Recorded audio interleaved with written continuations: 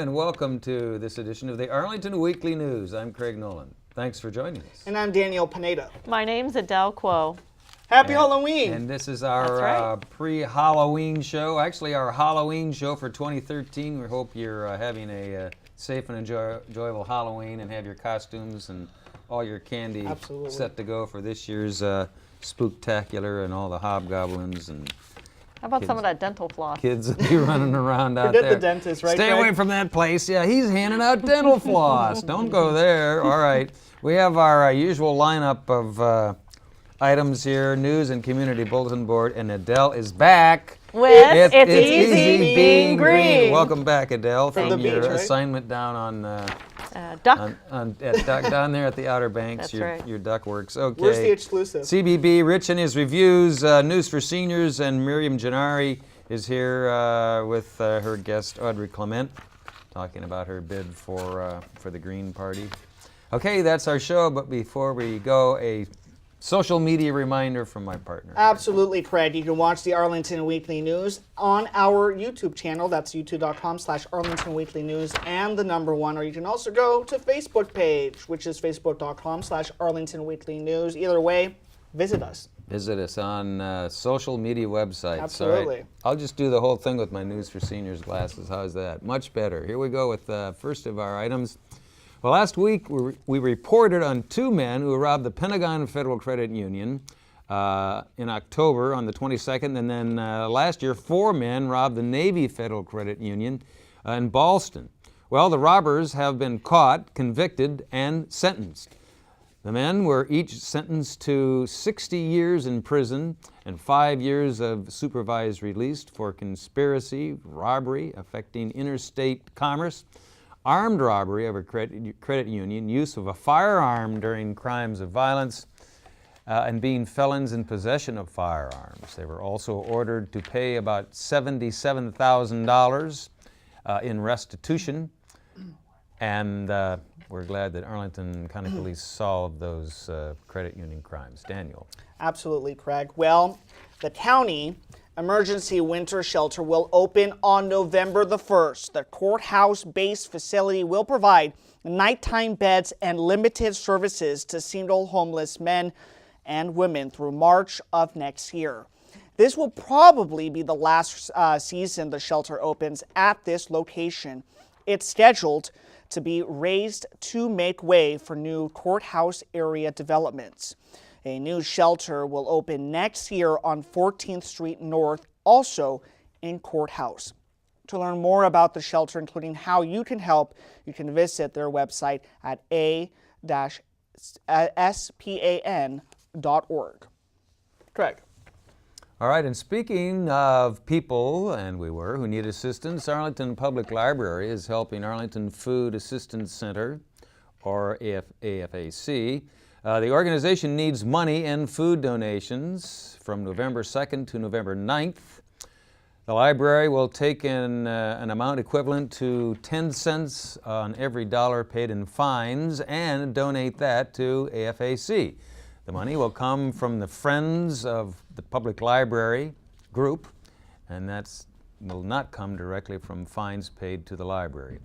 In addition, the library is accepting food donations, which it will give to AFAC.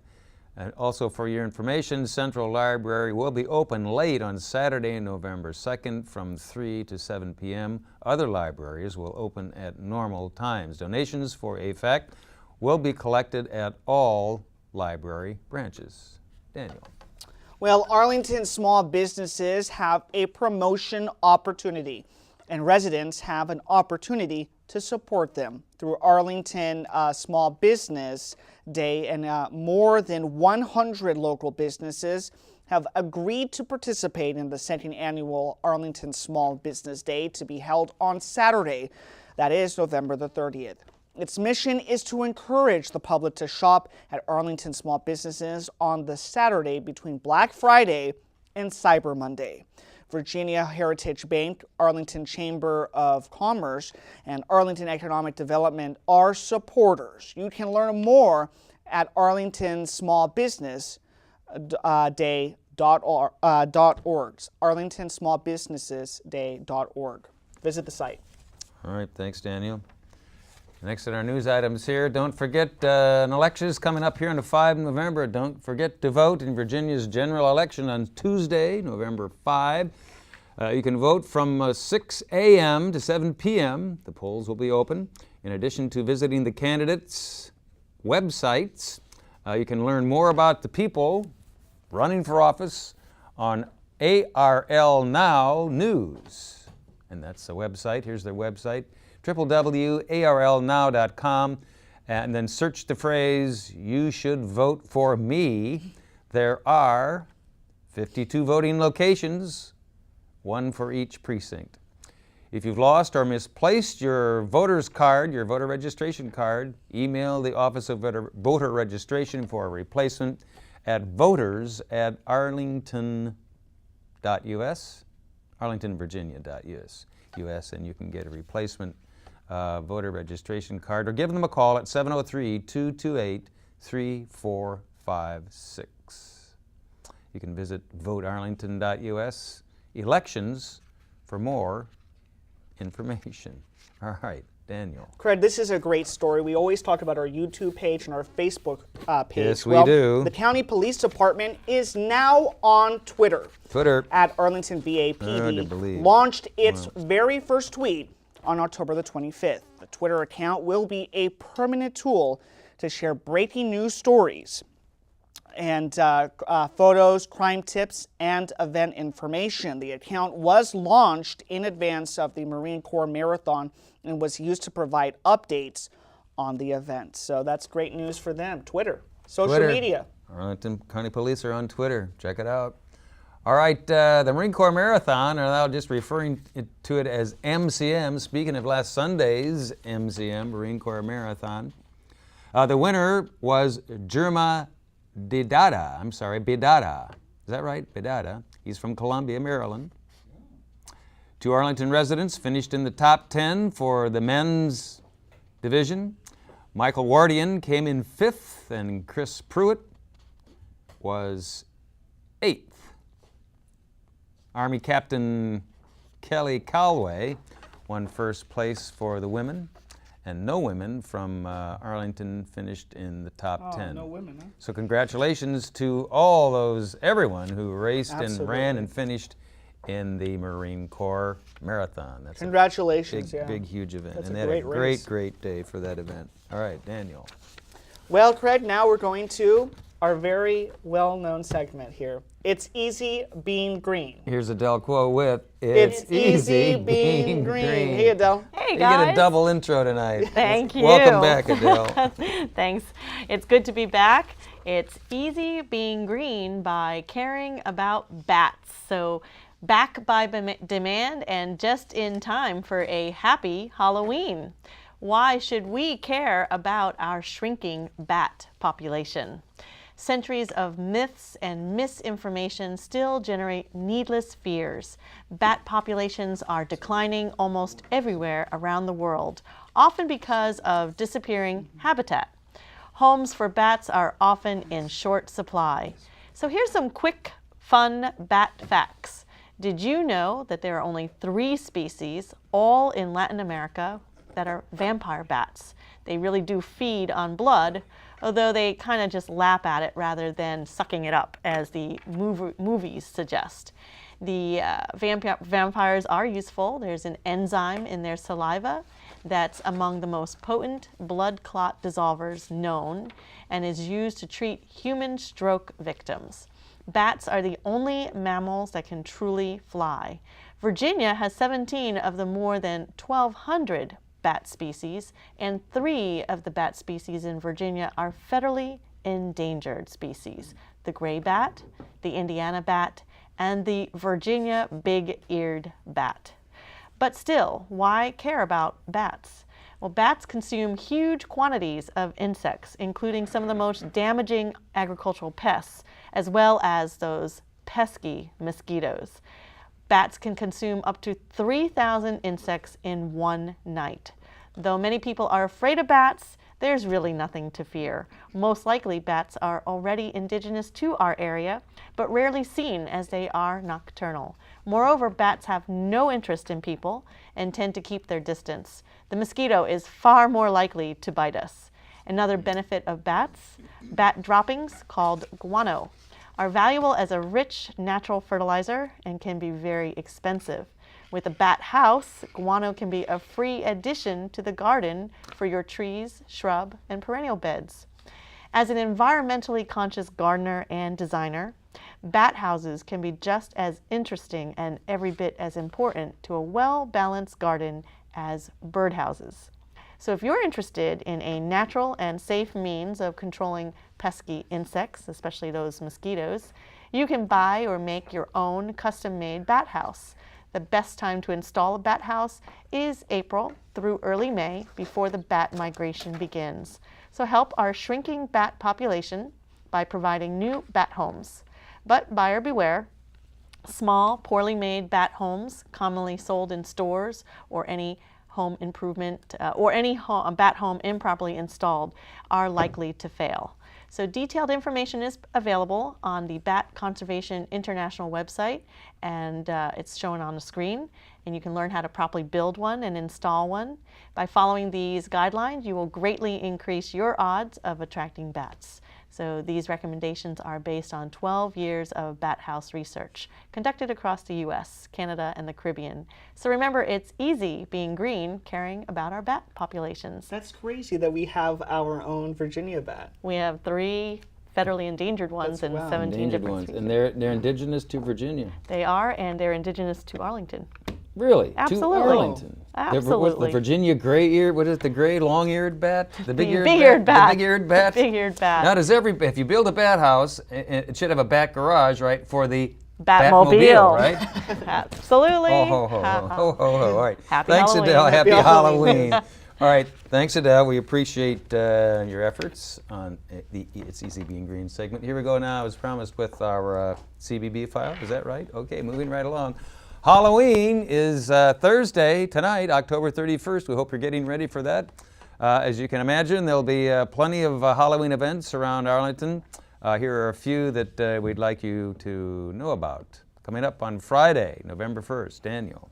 Yes, on Friday, that's November the 1st, Velocity 5 and Nightlife Agency presents the first annual Spooktacular Halloween Costume Party. Velocity 5 Arlington is at 2300 Clarendon Boulevard. The party runs from 9 p.m. to 2 a.m. Long party. A highlight that's to DIE for the Spooktacular Costume Contest. 3 lucky winners will win great prizes. Visit trickortreatdc.com for more information. Craig. All right. And then on Saturday, here we go. On Saturday, November 2, if you like beer, then you'll love the Clarendon Halloween Bar Crawl. Several Clarendon bars are participating in this event. The Halloween Bar Hop, dress up in your best costume, and then get exclusive specials at all the local participating Clarendon hotspots between 2 and 9 p.m. You can also get souvenir haunted mugs, party favors, free pictures of the event, and win prizes. Tickets are available at www.clarendonhalloween.com. And then on Sunday, continuing on Halloween weekend, November 3rd, there'll be a concert to benefit Habitat for Humanity at First Presbyterian Church of Arlington. The church is located at 601, check that, 601 North Vermont Street. The concert will feature the Commonwealth Brass Quintet, Washington Cathedral organist Jeremy Fizel, the Arlington Children's Chorus, a mandolin orchestra, and other performances. Tickets are not required, it's free, but donations are accepted. For more information, give them a call, 703-527-4766, or visit their website, www.fpcarlington.org.com, something like that, .org. And then on Wednesday, Daniel. Yes, after the festivities, there will be a Homelessness Forum at 7 p.m. at the Central Library. It will examine progress toward Arlington's 10-year plan to end homelessness. The Arlington community is invited, and if you need any more information, visit a-span.org. All right, Daniel. And Daniel and I will be back with our News for Seniors file right after we hear from Rich Masabny and his reviews. Here's Rich. Hey, Rich. Thank you, boys. Take it away. The popular seafood restaurant in Georgetown on the water, on the Potomac, is Tony and Joe's. And they just had on Saturday a big oyster festival. And you know, it was there. I was there.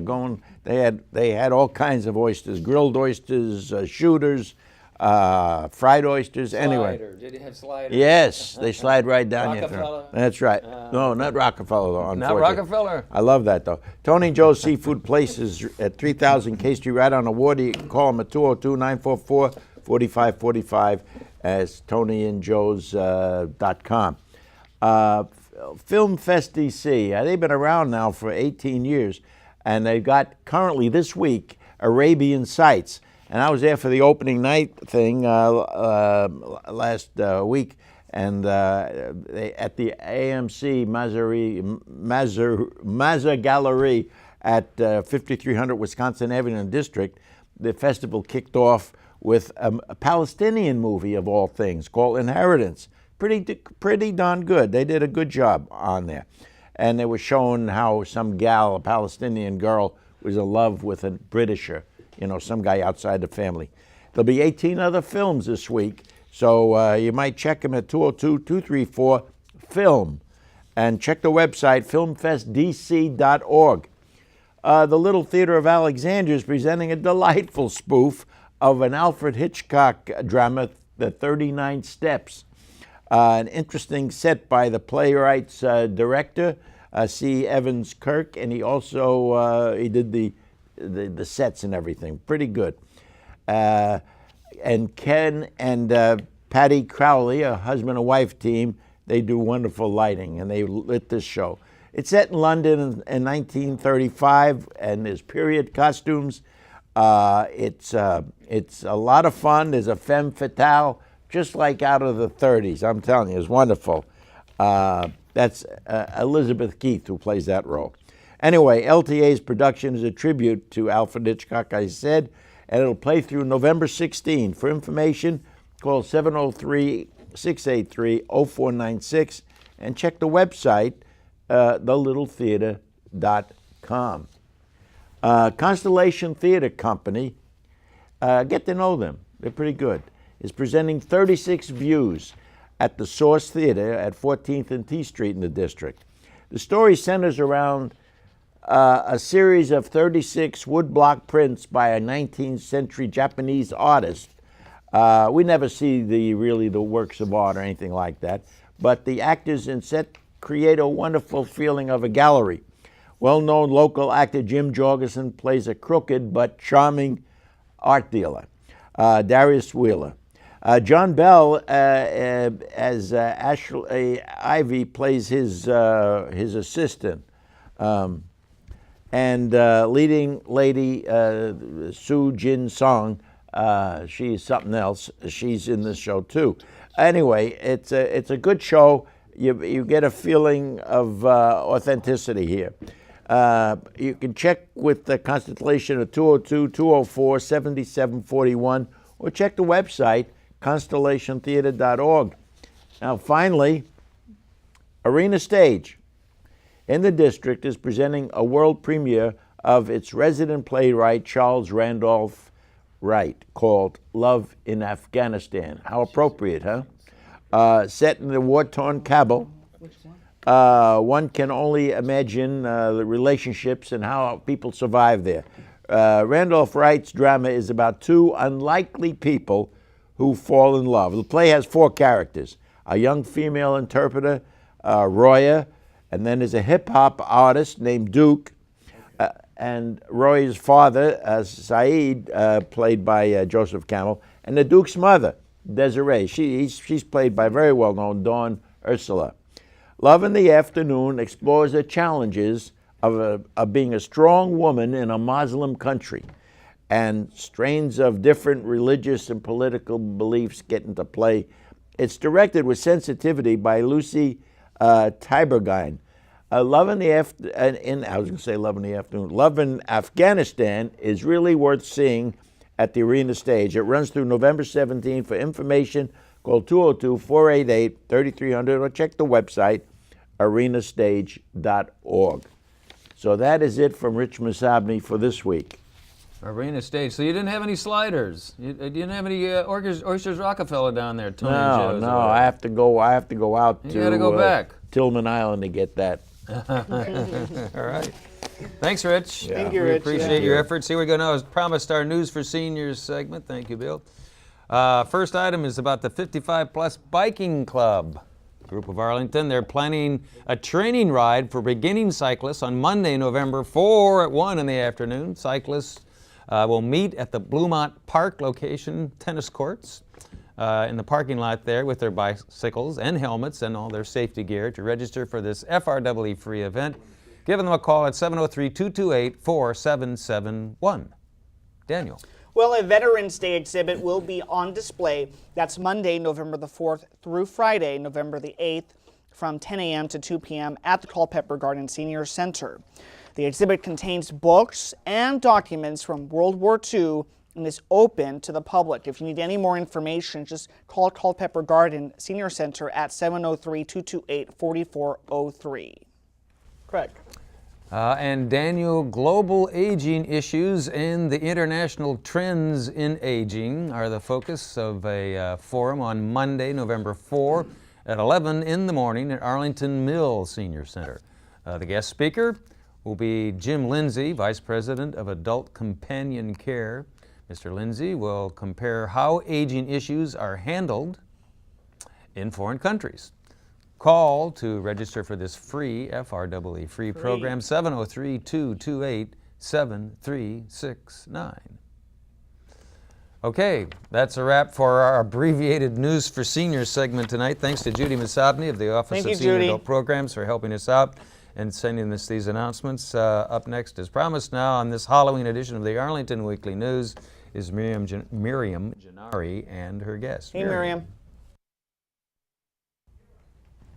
Thank you, and welcome to another edition of the Sustainable Scoop. Today I have the pleasure of interviewing Audrey Clement. She is a third-time potential candidate for the Arlington County Board. Audrey, thanks for joining me. Actually, I'm very happy to be here, Miriam, but actually this is my fourth run for county board because I ran twice in 2012, once for a special election and the second time for a regular election. I stand corrected, and well, congratulations for that effort. Certainly you are well known in Arlington for your efforts running on the county board, but you're also known throughout the state with the state and National Green Party. Tell me a little bit about that. Yes, I wear several Green Party hats. First, I'm treasurer of the local Arlington Green Party. Secondly, I'm one of the co-chairs of the Green Party of Virginia. And thirdly, I served on the steering committee of the National Green Party for a year in 2011 and 12, and I still serve on some of the National Party committees. Well, not only are you a candidate, but you're also a hard worker for the party, making sure that a lot of issues that would otherwise be ignored are recognized. And one thing that we know you're very good at is getting things on the ballot. And something that's going to be on the ballot, in addition to your name, this upcoming November, is the housing referendum. Can you tell me a little bit about why the Green Party is so motivated to see a housing authority created in Arlington? Yes, since the year 2000, Arlington has lost 2/3 of its affordable housing, and I think that's an underestimate. And the clearest evidence that the Arlington's subsidized housing program, as it's presently constituted, is not working is all the publicity around the new Arlington Mill Community Center, which just opened up with some adjacent housing units, 122 to be exact. 122 affordable housing units. Yes. Now, one of the problems with that is that there is a waiting list of no less than 3,600 people applied to get into those 122 units. Also, the Virginia Tech Housing Research Facility has determined that no less than 14,000 households in Arlington County cannot afford the rent that they're paying. Well, Jay Fazette sat in that seat about a week ago, and he said that Arlingtonians are really a victim of our own success. One of the reasons that the cost of housing is so high is because people want to live here. So how would you combat that if you were on the county board? Well, I certainly wouldn't dispute that Arlington is the victim of its own success, but that doesn't mean that it should allow itself to continue to be victimized. Arlington should take steps to increase the amount of affordable housing. And one of the ways to do that is to provide a housing authority that would have separate bonding authorities so that it could leverage more funds to purchase subsidized housing. Or to purchase affordable housing. It would also qualify for grants and loans and certain tax credits that it's currently not eligible for. Now, County Board argues against that or counters that by saying, well, there is no money in the federal government right now. Well, that's what they said in 2008. In 2009, with the American Reinvestment and Recovery Act, certain billions of dollars were made available for affordable housing, but Arlington didn't qualify. Well, so now let me understand. If 14,000 people are in need of affordable housing here in Arlington, why aren't there tons of volunteers coming out to support your campaign? Well, a lot of the people who need these affordable housing units are people who are working 2 jobs. So they couldn't volunteer if they wanted to. In fact, I believe Patricia Sullivan, who wrote the recent Washington Post story on the new Arlington Mills Center, quoted people who work at least 2 jobs. In fact, I think she quoted one woman who works 2 jobs and her husband works 2 jobs, and they simply cannot afford their $1,600 a month apartment on Columbia Pike. Well, $1,600 a month is less actually right now than the median rent on a 1-bedroom apartment in Arlington County. So your focus is not just winning this election, but it's all, and of course I know you do hope to win, but it's also about drawing attention to these issues. And one thing that's always been true is that the Green Party's represented environmental stewardship. And I think Jay Fazette has been a strong advocate of the environment. So how do you separate yourself on those particular issues? Well, Jay Fazette talks a good game. He plays lip service to environmental issues. He supports, for example, the community energy plan, as does the Green Party. What he doesn't seem to appreciate is that that particular plan, upon which he established his environmental credentials, is not worth the paper it's written on until it gets the buy-in of Dominion Virginia Power. Okay, and just today I read an article in the Huffington Post that shows where Dominion Virginia Power really falls. It just won a major auction on a lease on an offshore windmill or a wind lease in the Atlantic Ocean. Okay, for some incredible amount of money. Right, but those types of things are big news that's kind of out of the hands of Arlington. No, but I'm trying to show you that where Dominion really is. Well, Dominion is not going to develop that wind power. It simply purchased the lease so that other buyers couldn't have it. Fine. Dominion Power aside, here in Arlington, you and Jay Fazette are going to go toe-to-toe on environmental issues as well as, well, I would say social issues. So if people wanted to find out more information, they could go to your website at audreyclement.com or audreyclement.org. That's correct. And I want to thank you so much for being with us today. I wish we had more time. I want to thank you for watching The Sustainable Scoop. I'm Miriam Gennari. Back to you at the All right, thanks, Miriam. Thank you, And Miriam. talking with Audrey Clement. Don't forget to get out there and vote. Thanks to Pat and Judy for watching, and thanks to all of you for watching this Happy edition of Halloween. the Arlington Weekly News. Belated Happy Halloween. Next week you'll be there, we'll be here, and we'll do it all again. Bye-bye. Thanks, everyone. Have a